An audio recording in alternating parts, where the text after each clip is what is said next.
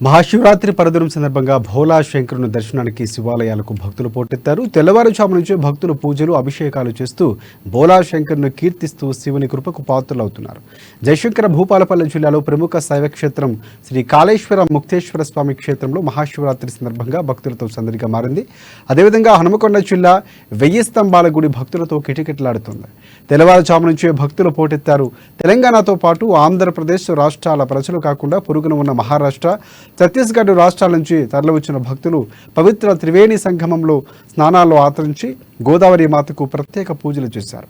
అనంతరం కాళేశ్వరం ముక్తేశ్వర స్వామి వార్లను దర్శించుకుని అభిషేకాలు అర్చనలతో విశేష పూజలు నిర్వహించి మొక్కులు చెల్లించుకున్నారు.